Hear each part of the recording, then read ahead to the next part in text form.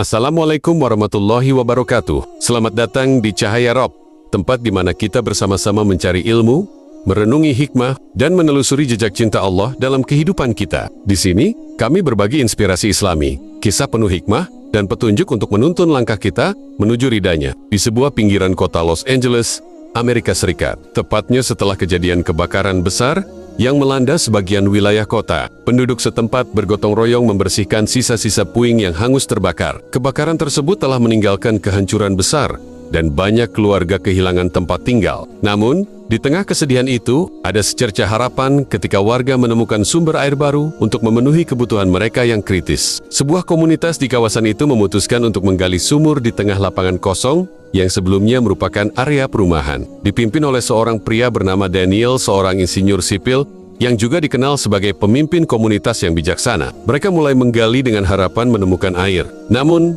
apa yang mereka temukan justru mengubah hidup mereka selamanya. Pada kedalaman sekitar 15 meter, alat berat yang mereka gunakan menghantam sesuatu yang keras. Awalnya, mereka mengira itu adalah batu besar. Namun, setelah memeriksa lebih dekat, mereka menyadari bahwa itu adalah struktur berbentuk kubus yang sangat simetris. Dindingnya terbuat dari batu hitam yang tampak sangat tua, namun tidak terpengaruh oleh kebakaran atau waktu. Daniel dan timnya memutuskan untuk membersihkan area itu lebih lanjut. Ketika permukaan struktur itu terlihat jelas, mereka menemukan tulisan kuno yang terukir di dindingnya. Tulisan itu bukan dalam bahasa Inggris, melainkan dalam aksara yang menyerupai huruf Arab. Hal ini membuat mereka kebingungan. Daniel menghubungi seorang profesor arkeologi bernama Dr. Sarah Collins dari universitas terdekat.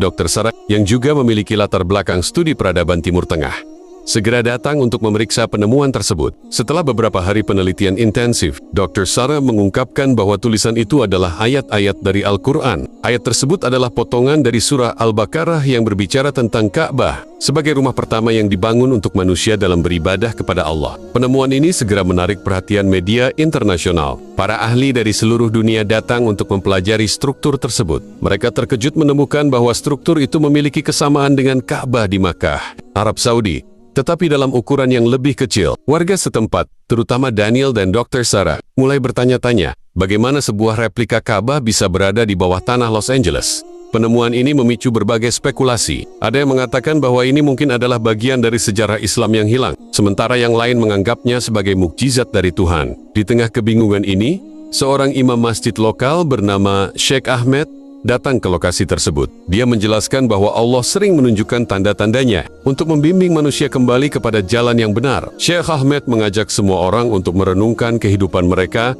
dan mencari kebenaran yang sejati. Penemuan tersebut membawa dampak besar pada masyarakat sekitar. Banyak warga non-Muslim yang mulai mempelajari Islam, termasuk Daniel dan Dr. Sarah.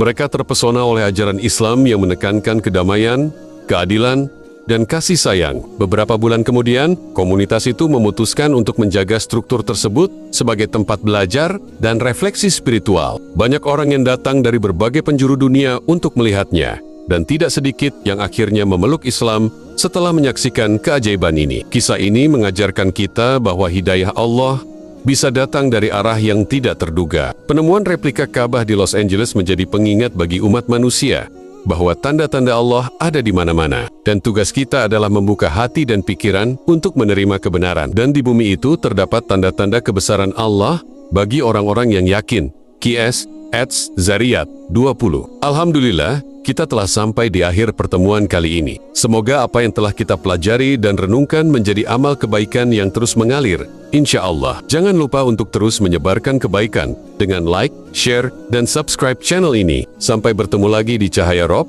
di mana cahaya petunjuk selalu menerangi langkah kita. Wassalamualaikum.